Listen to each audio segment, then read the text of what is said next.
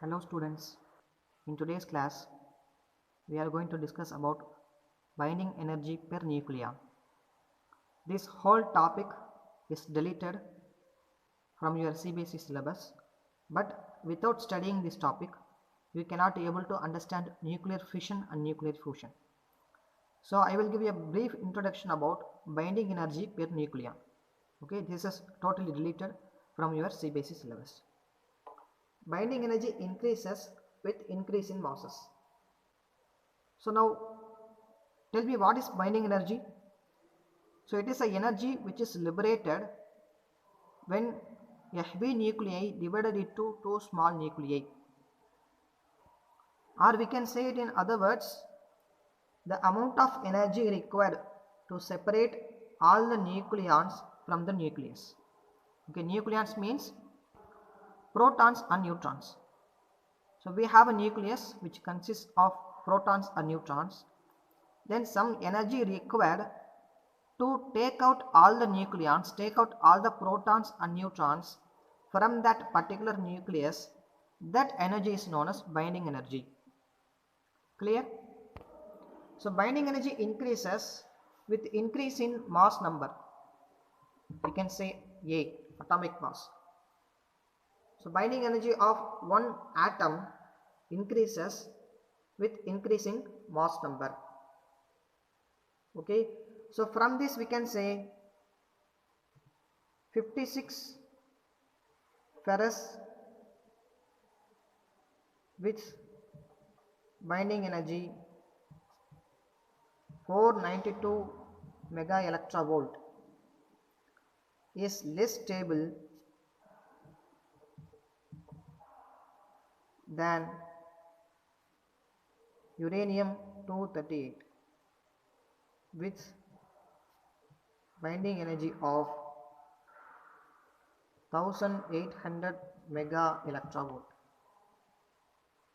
Okay, for example, an atom have more nucleons which also need more binding energy to separate all the nucleons from that particular atom. So here atom stability is directly proportional to binding energy, but in reality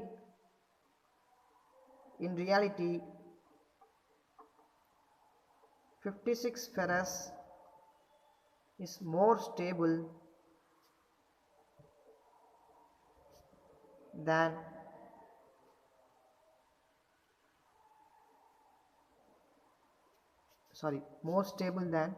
uranium. In the sense, binding energy per nucleon is the criteria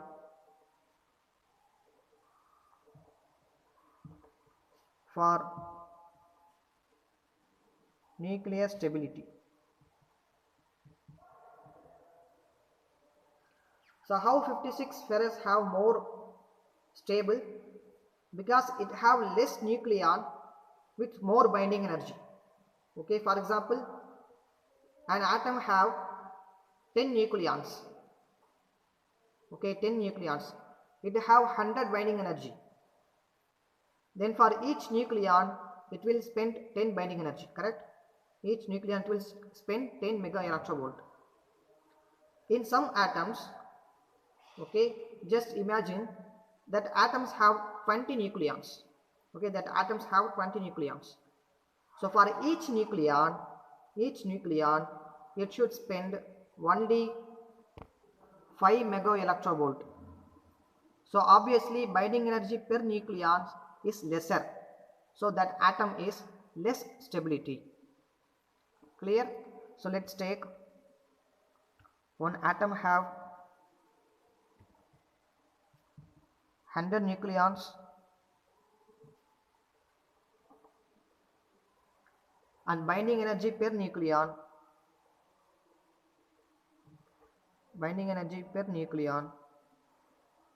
is 10 mega electrovolt. Okay, another atom have 100 nucleons, binding energy per nucleon is 20 mega electrovolt. So here binding energy per nucleon is 10 mega electrovolt. If I give 10 mega electrovolt, then I can easily take out the nucleon from that atom. So here this atom have more stability because binding energy per nucleon is 20 mega electrovolt for this atom.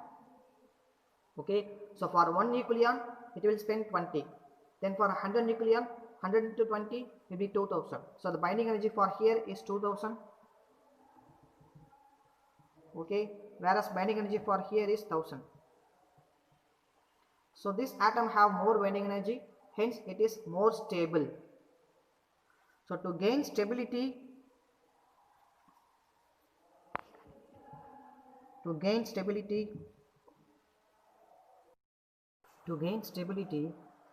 binding energy must increase. In any nuclear reaction where binding energy increased, energy is always released. So here we have one element by some chemical reaction, that element converted into Y.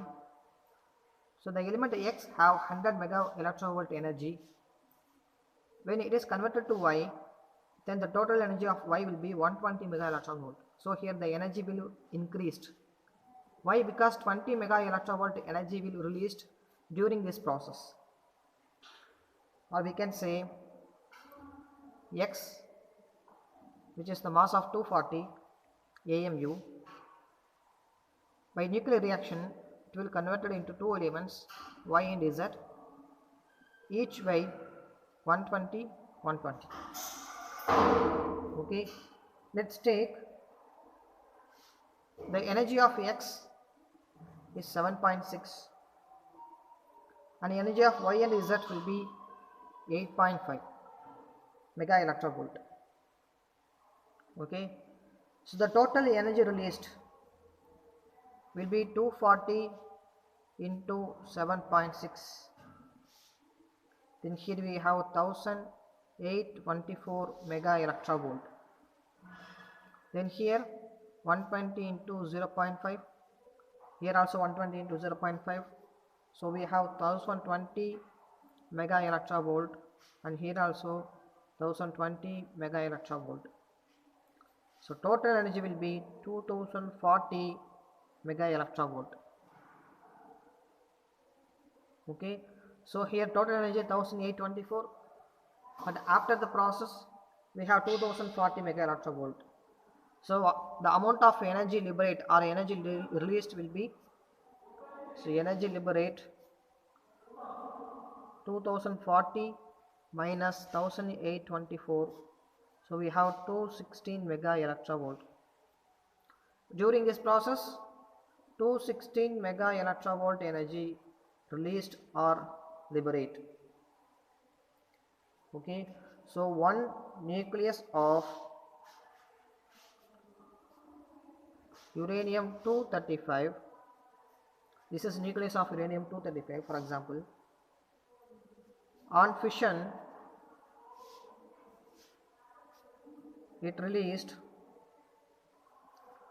216 mega electrovolt energy. Okay, it released 216 mega electrovolt energy. So this is how during the process of nuclear fission as well as nuclear fusion, huge amount of energy is released. Clear? Now go to the topic nuclear fission. Nuclear fission is a nuclear process or nuclear reaction in which a heavy nuclei split into two smaller lighter nuclei. Okay, so here we have a heavy nucleus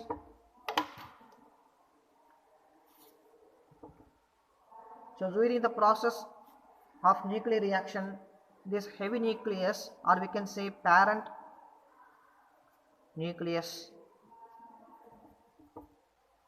will be split into two smaller nuclei. So these are also known as daughter nuclei. Okay, so one heavy nucleus split into two smaller lighter nuclei. Most of the fissions are binary. Binary means when you split a heavy nuclei, it will be divided into two daughter nuclei. So this process known as binary.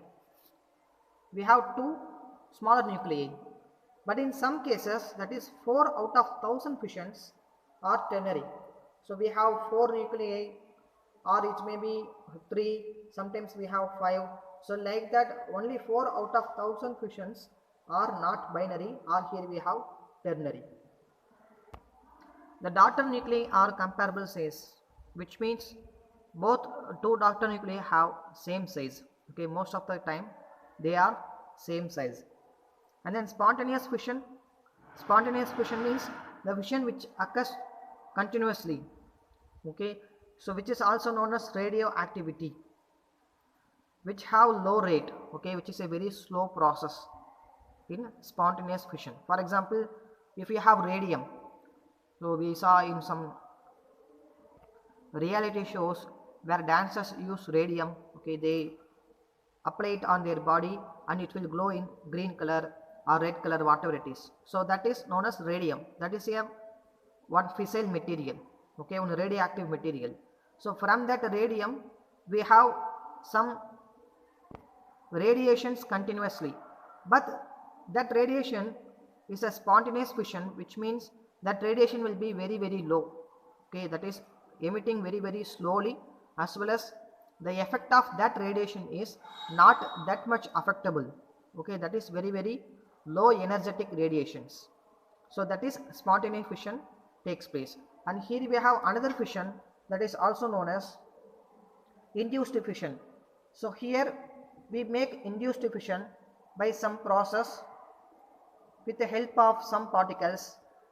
Here we can say induced by proton,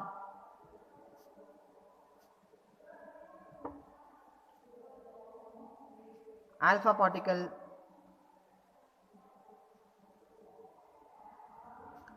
and neutron.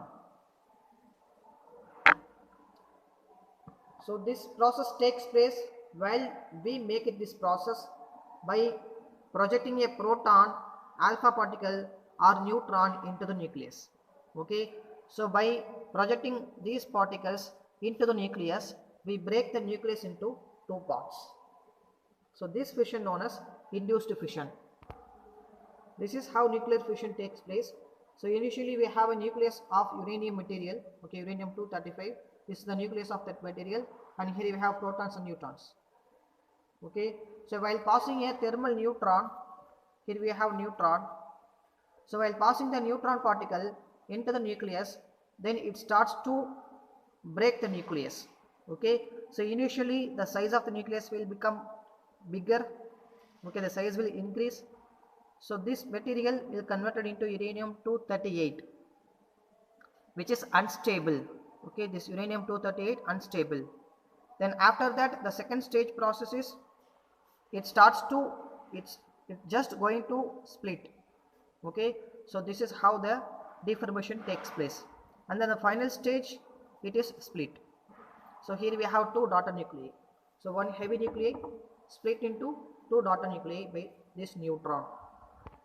Here we have various nuclear processes of uranium-235. So 0N1, which is neutron, that neutron is passed into the nucleus of uranium-235-92. Then it will become uranium-236-92, which is unstable. So from this unstable nucleus we have three processes, that is three radioactive material.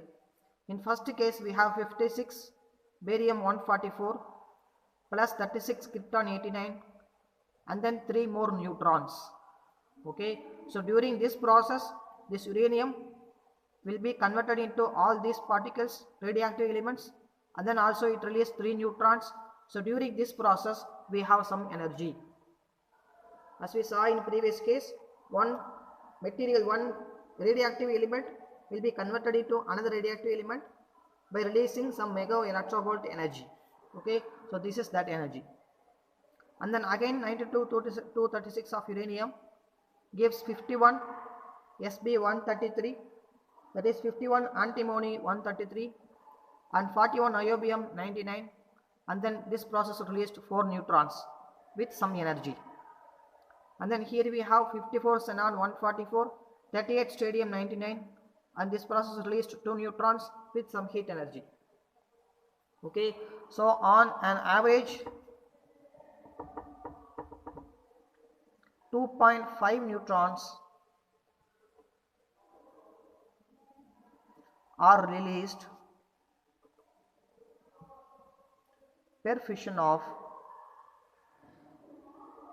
uranium-235.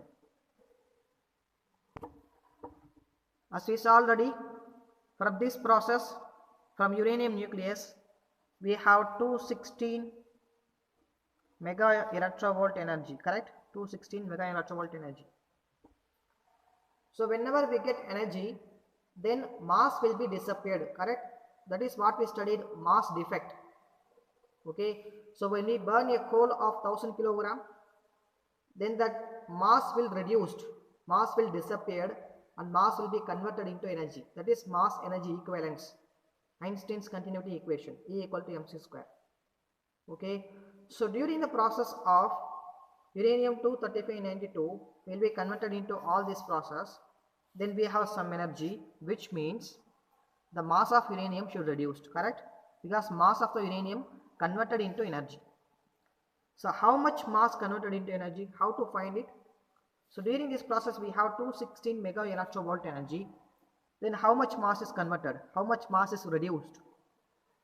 We know 931.5 mega electrovolt is derived from 1 atomic mass unit, correct? Which we solved already in previous case. Find the equivalent energy of 1 atomic mass unit of radioactive material. Okay, we solved that question. So from that question we have from 1 atomic mass unit. Okay, so this is the mass of nucleus. So this much mass of nucleus, we have this much amount of energy, 931.5 mega electrovolt. So here we have energy, then what is the mass? 216 mega electrovolt, then what is the mass? That is the question. Okay, so here we can find it 1 by 931.5 into 216 mega electrovolt. By solving this we have 0.23 AMU. So this much amount of mass reduced from the total mass of uranium-235. Clear? So percentage of mass disappeared.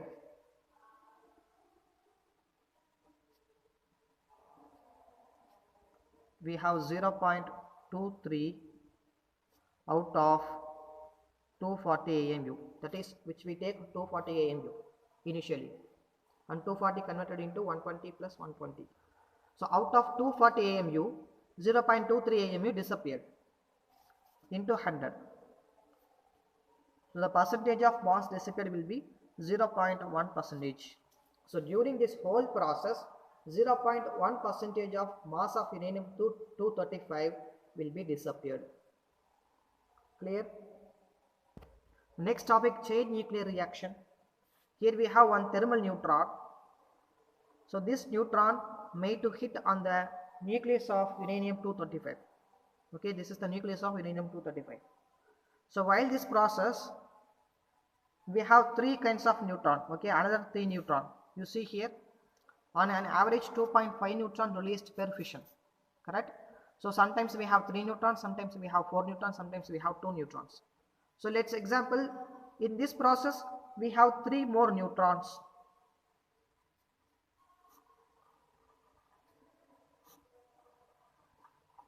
Okay, so we use neutron to induce the reaction. Okay, we use neutron. By the help of neutron, this radioactive reaction takes place in nuclear reactor. So without this neutron, we cannot able to split the nucleus of uranium. Without splitting the nucleus, we cannot able to get the energy. So to derive energy, we have to split it. To split this, we use neutron. So by this process, we have 3 more neutrons. Now 3 more neutrons will conduct 3 more process, correct? So each neutron will again hit on some another uranium. Okay, so we have kilos of uranium inside the nuclear reactor.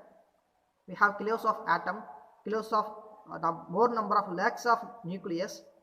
So each neutron now starts to hit on another nucleus of uranium. Okay, so here it hit on uranium and here also. And then again from each process we have 3 more neutrons.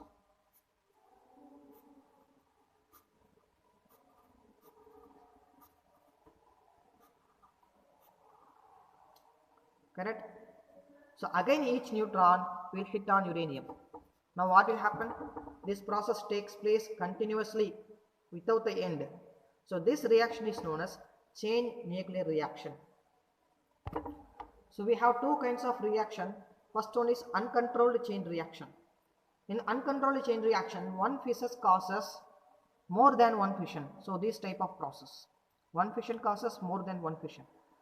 Then energy will be multiplied in milliseconds. So within a millisecond, energy will multiply, because in each process we have Q amount of energy.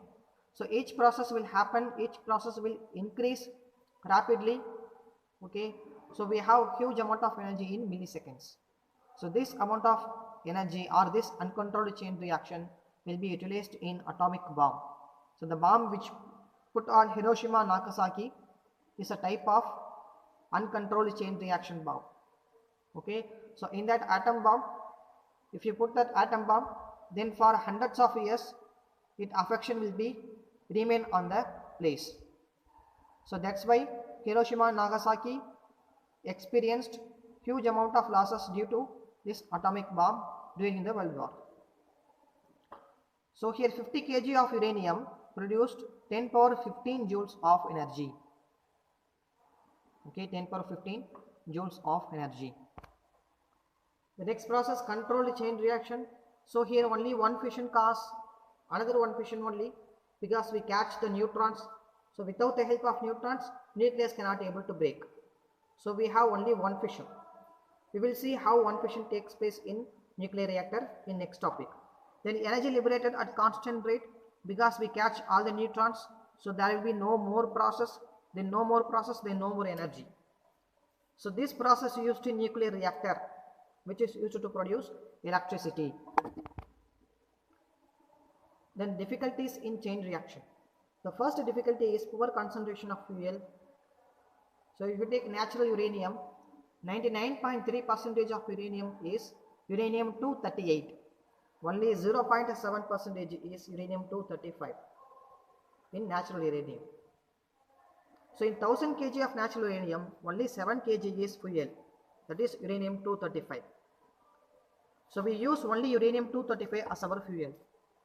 From this metal only we can able to do the chain reaction. We will get more output, more heat energy. Because this uranium-238 is non-fissionable material, we cannot able to break its nucleus easily by thermal neutron. Okay, so to break the nucleus of uranium-238, we should use high energy neutrons, approximately 1 mega electrovolt or more than this. So we should give more input, then only we can able to split the uranium-238 nucleus. Okay, we should give 1 mega electrovolt energy of neutrons, then only we can able to split, then only we will get output energy. Slow neutrons, which we used to split the metal, split the nucleus of uranium, are less energetic neutrons. So these neutrons do not have 1 mega electrovolt energy, but we should have 1 mega electrovolt energy to split the nucleus of uranium-238. We can use these neutrons for uranium-235, but we cannot use these neutrons to split the nucleus of uranium-238.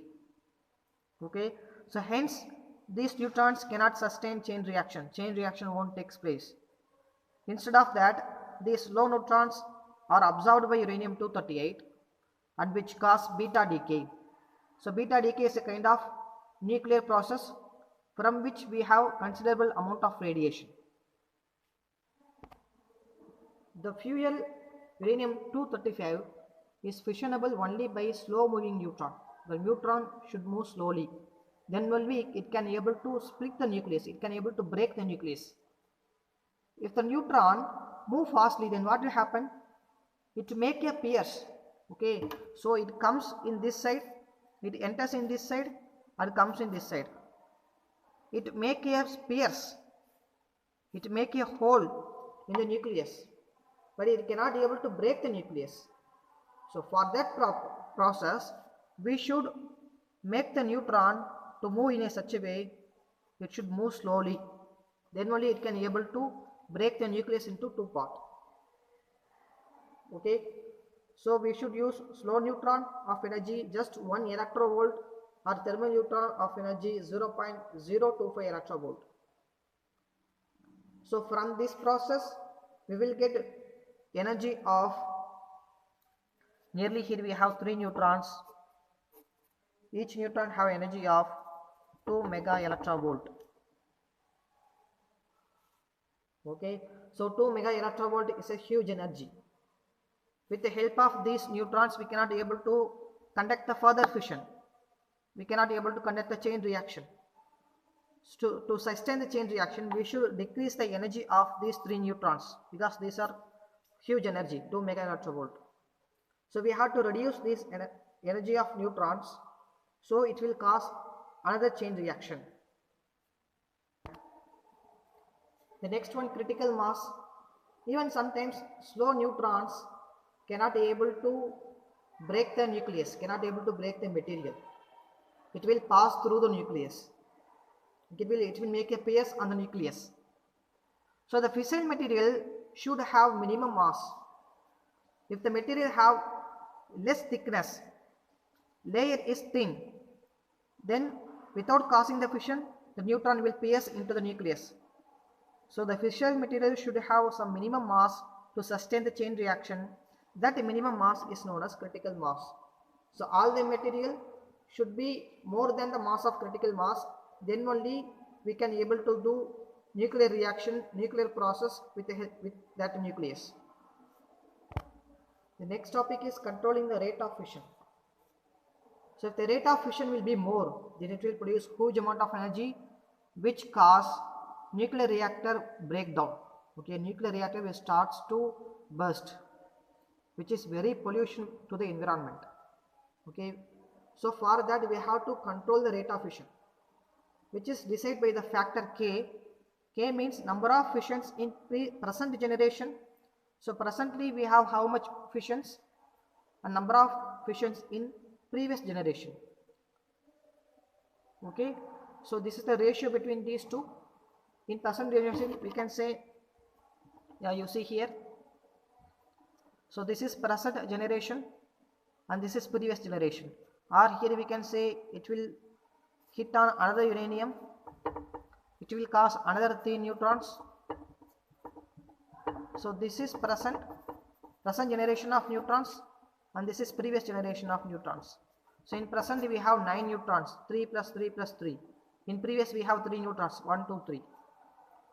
So that is the ratio between these two will decides the rate of fission. If K value is 1, which means one fission causes one fission. So previous case also one fission, present generation also one fission. So rate of energy liberated is constant. Okay, so only one neutron produced one neutron. So the fission is constant and the rate of energy is constant. Then K greater than 1. So one fission causes more than one fission. So here rate of energy liberated is 4.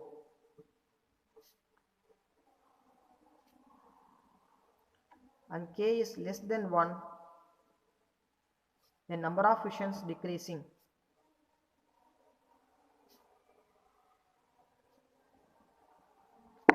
Then the rate of energy also decreasing, is decrease. Clear? The next topic, nuclear reactor. So this is the diagram of nuclear reactor. Kindly pause the video, draw the diagram and then start. So in this setup here we have fuel rods. So that is mainly uranium-235. In this uranium-235 we pass a neutron, slow moving neutron, which causes nuclear fission, okay, which causes chain reaction. So due to this chain reaction we have more amount of energy, more amount of heat energy. Here we have coolant, okay, this dotted are coolant. These coolant are made to pass through this tube, pass around the fuel rod, okay. So here we have moderator. Moderator is used to slow down the neutrons, and here we have control rods. We will see what is the use of control rod, moderator, coolant, everything. So this coolant made to pass through a boiler. In boiler we have water. So already the coolant is very hot. Why? Because in this nuclear reaction, so during this reaction we have huge amount of energy, as we saw already. So this huge amount of heat energy will be carried out by the coolant. Now coolant is very heat. So this heat of coolant now transfer to the water in this boiler. Now water is very hot, which get heat from the coolant. So now this water will converted into steam because of the hot, okay. So after 100 degrees Celsius it will be evaporated. So and the steam made to pass through the turbine. So here we have turbine, and this turbine will starts to rotate. So with the piston of turbine we attached a generator, okay, or we can say an armature. So when an armature coil rotate between the north and south pole of magnet, what will happen? So magnetic flux links with the surface area will gives us induced current. So change in magnetic flux gives us induced current, which we studied already, okay, in electromagnetic induction chapter. So this rotating armature break the magnetic field lines. So hence we have magnetic flux, and change in magnetic flux produced induced EMF according to Faraday's law. So with the help of induced EMF, that we have induced current, and that induced current will be derived from AC generator, okay. So here this steam comes into this chamber which rotates the turbine, and then steam come here. So here we have condenser or cold water. So what will happen when you cool the steam? Steam again become water. That process also known as condensation, correct? So when you cool the steam, then steam again becomes water. Now that water made to pass through the boiler, okay. So again this coolant heat this water, again it will become steam. So this process takes place continuously, these two. And here this coolant pass through the boiler, and the rest of the coolant pass through this pump. So pump will again pump the coolant into the circumstances of this fuel rod. So with the help of huge amount of energy which is liberated here, again this coolant carried out the heat. So it carried out the heat and gives the heat to the water. So this process takes place repeatedly. Clear? Kindly note down this diagram. So first one is fuel rod. So here fuel rod is made up of uranium-235, which is a fissionable material. So one nucleus of uranium-235 will gives us 200 mega electrovolt energy. And then we have moderator. So this is fuel rod, okay, and this dotted are known as moderator, this dot.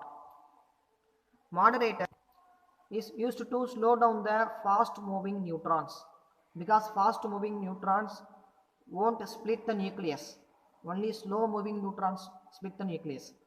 So moderator used to slow down the fast moving neutrons. Water, heavy water, graphite act as moderator. Next one is control rods. Control the rate of fission. They are used to maintain the K value. Okay, K value decides the rate of fission, correct? So if the rate of fission is more, then we will have more heat energy which cause damage in nuclear reactor. okay, which is very, very harmful to the society. So we maintain the rate of fission K value near unity, that is K equal to 1. One fission costs only one fission. That is very, very safe. Okay, for that purpose we use control rods. They are made up of neutron absorbed materials because neutron are the main reason for the uncontrolled chain reaction. So neutron is the only element which causes the nuclear fission, which split the nucleus. So by absorbing the neutrons, then there is no more nuclear fission takes place. Okay, so if rate of fission goes up, then control rods are lowered and vice versa. Okay, so I will show you. So these are control rods. Okay, here we have 3 rods. When neutron hit the uranium, then it will create more neutrons in nuclear fission process. So 1 neutrons become 3. Then each 1 neutrons again produces 3 neutrons. So 3 become 9 and 9 become 27, 27 become 81. So like that the amount of neutrons will increase as well as amount of nuclear fission also increase, which will produce huge amount of energy. So here what will happen, when the rate of fission will be more, here we have enough amount of energy, heat energy, then control rods will be immersed into the chamber, okay, into the core. Now these control rods are made up of neutron absorber. So initially we have 3 neutrons, correct? In a process we have 3 neutrons. Now what will happen, these control rods absorb these 2 neutrons, okay, absorb these 2 neutrons. Now only 1 neutron hit the uranium-235. So from this process again we have 3 neutrons. Again we lower the control rods. Now control rods capture 2 neutrons, catch 2 neutrons. So without the help of neutron, nuclear fissions won't take place. With the help of only 1 neutron, we have again produced only 1 neutron. So K value maintained in unity. Then we will get temperature in a constant manner. Temperature liberated constant or energy liberated constant manner. If it did not catch this, then 3 become 9, 9 become 27, 27 become 81. So the chamber will burst. Okay. So if the rate of fission goes up, control rods are lowered. So rate of fission is very, very less, then we can take the control rods outside, then process will start very fastly. And then they are connected with temperature sensors. So how to find more number of neutrons are already produced?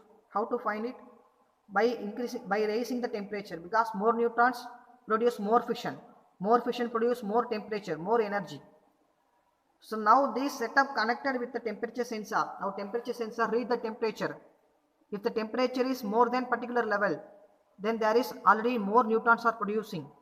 So suddenly the control rods are lowered into the reactor core. Then it will catch the neutrons. Okay. So cadmium and boron used as control rods. Next one is coolant. So coolant circulate around the core in 2-3 loops and absorb heat from the fission and carries this heat to boiler to heat water. Coolant should have high specific heat capacity, then only it will absorb heat very quickly.